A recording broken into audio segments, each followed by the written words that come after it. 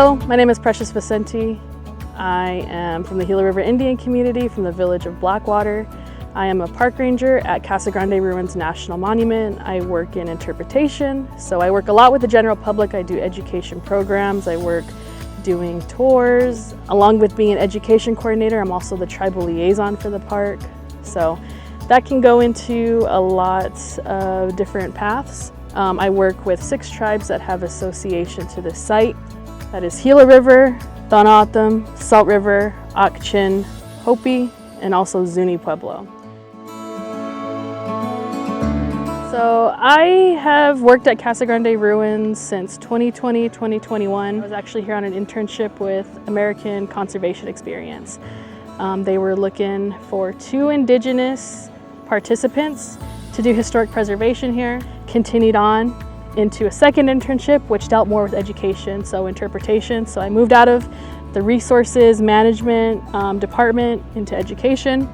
I really enjoyed that. I enjoyed working with the public and getting, opportunities to participate in videos like this, working with the general public, and that's what I really find passion in. Very grateful for the experiences that I get to do working here, getting a lot of different trainings, a lot of things that I'm interested in, and most importantly, working with cultural sites that our ancestors, have walked for many, many generations. It's very humbling. So Casa Grande Ruins National Monument, we were the nation's first cultural preserve in the country. So we were one of the first national monuments here for the National Park Service. How Casa Grande got its name was in the late 16th century when the Spanish missionaries were coming through this area, specifically Father Kino.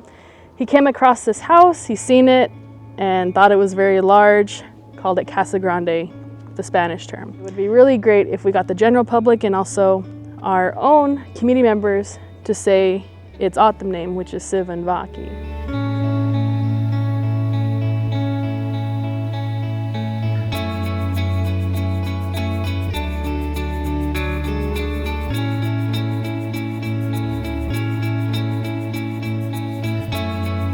When the river was still flowing, this place was filled with so much water and agriculture that it didn't look like a desert, but it looked like a forest.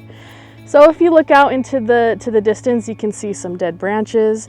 Those are actually red velvet mesquite trees. And mesquite trees are an important part of our life as O'odham because we can use the wood for fire, we can consume the mesquite beans, we can use the pods. Mesquite was always an available resource for the O'odham to use in their daily lives. So we have now stepped onto Compound A. This is only one of 7 residential compounds that we have here on site. But of course this one is more magnificent with Sivanvaki right behind me. We are not too completely sure on what a lot of these rooms were used for, and that's okay. That leaves a lot of room for us to interpret to the general public, so nothing's set in stone. But what I can tell you is what was found during excavation. In some of these rooms, they found an abundance of pots. These pots were very burnt and black at the bottom.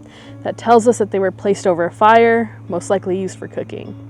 In other rooms, they found other items like quartz crystals, arrows with red paint on them. Might have been used for some ceremonial purpose. But this room right behind me, we call this the fonts room. You can see that there are holes in the western wall here. And what those are, we call those viga sockets. And viga sockets, that's where the holes and the floors used to be at. So at one point, this used to be a 2-story structure. Over time, it started to disintegrate and started to kind of fall apart, but this is the remains of it now. And what we do today as the National Park Service is we do our best to try and preserve these walls as much as possible. Preservation methods have been done since the 1930s. So in some of these walls, you'll actually see historic chicken wire and rusted nails from earlier preservation attempts. We don't use any of that now because in later years, we find that is really destructive to the walls, and so we don't want to do any more of that. But we do have crews that come out here. A lot of these are the Tohono-O'odham conservation crews. They come out here and they coat these walls in a sacrificial mud layer. And so from that, on days like this, you can see that it's cloudy, so that on days that it rains, we hope that it washes away the mud mixture rather than the original fabric that's on the inside of the walls. This roof structure was built in 1932. This is built by Olmsted II. He constructed a lot of different architectures throughout the country.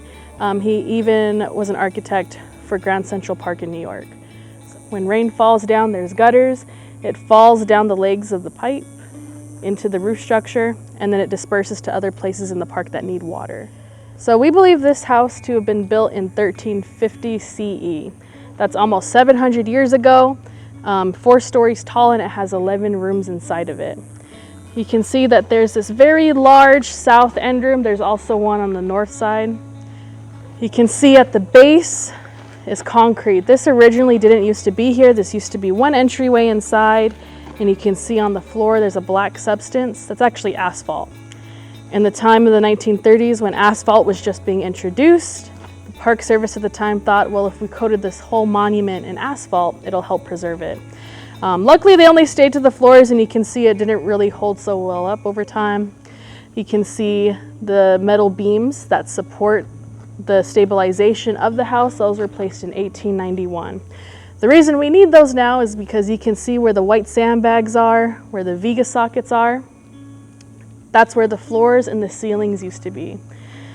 Pre-excavation, when the people were still residing here, there used to be 600 to 700 ponderosa pines that made up the floors and the ceilings. And you have to think back then when there wasn't horses, cattle, wheels, wagons. Ponderosa pine only comes from Tucson. So thinking about the geographic location that we are now and thinking about how far Tucson is from us, so you can only imagine back then without having any livestock to help pull these ponderosa pines, that must have been a lot of work to carry 600 to 700 beams. Over time, when the people dispersed from this area, they most likely took all of those logs with them because that was a lot of work to obtain those. So they didn't want those to go to waste, so they most likely made new homes and structures out of them. So you can see on the inside walls, we have graffiti. The Park Service wasn't always here to help preserve and protect this place, so at one point there used to be an old stagecoach route that used to run by. It was a touristy spot even in the 1800s. People would stop by here and put their names into the walls. Our earliest graffiti inscription dates back to 1871. So we do try and keep track of all the graffiti markings as much as possible. We actually have a big book that we have in our visitor center, and there's just hundreds and hundreds of names of the people who have came and put their name in the house. But we don't just have historic graffiti here, we actually have prehistoric inscriptions. We have 3 of them that are located on the very inside of the house, but luckily over time, those 3 did not get touched. So I know I talked a lot about the concrete, the asphalt, but what Sivanvaki is originally composed of is it's made of a material called caliche. Caliche is a calcium carbonate. It binds together gravel, sand, silt, clay, and when it dries and hardens, it's actually stronger than concrete. So this stuff is really impenetrable. The site where it was allocated from is actually here within the park. It dried up now with the loss of the Gila River and the underground water table depleting. So it doesn't produce anymore. But the people, when they were here, they would have gathered the caliche, brought it here, and formed all of the walls up by hand. So they built up a few feet, let it dry, built up a few feet again, let it dry, and kept building it in layers. In some parts of the day, you can actually see the fingerprint strokes from the people's hands when they were forming up the walls. So this stuff is not only impenetrable, but it's also very a good insulator. On days that it is 120 outside, you can go in here and it'll bring the temperature down by 10 to 15 degrees.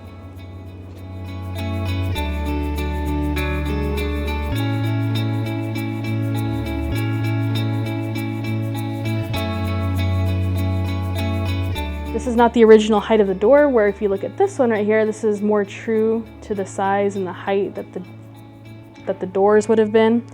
But a long time ago, they would have gotten room to room using ladders. This could have been done to prevent flooding, to prevent rodents and pests from getting inside of the house.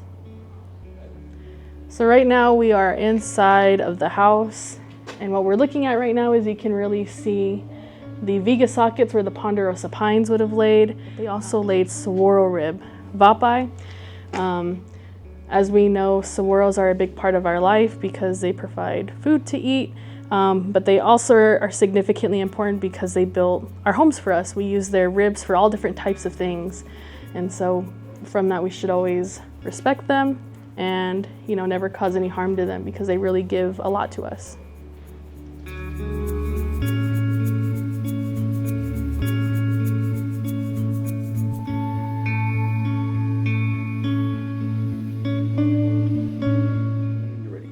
So pre-excavation, this room, the basement, was fully covered in sand.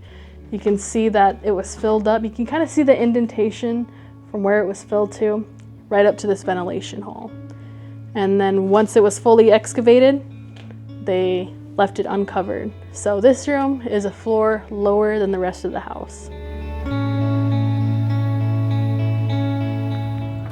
So right here we have some red brick. A lot of people misinterpret that this was something that the Hugum created. This isn't. This is more of a modern preservation method today.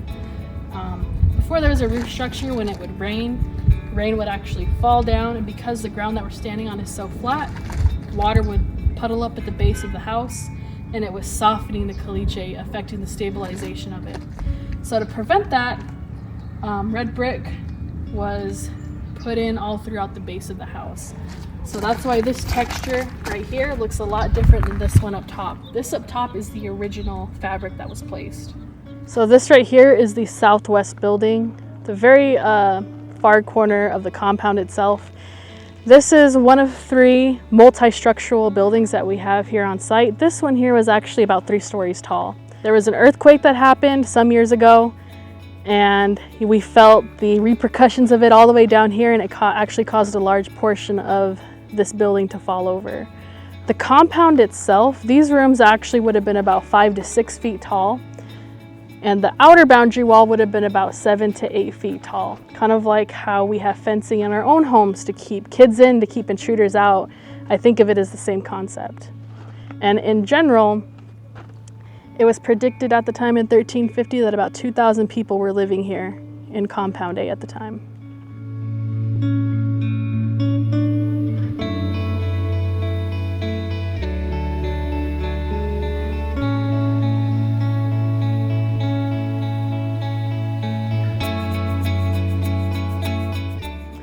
So I just want to thank everyone for following along and watching this and getting to tour Sivanvaki with me. This really does mean a lot, not only to me, but also to our people and to our culture and to our history. Because you look at this house, you look at the compound surrounding it, you look at the ground.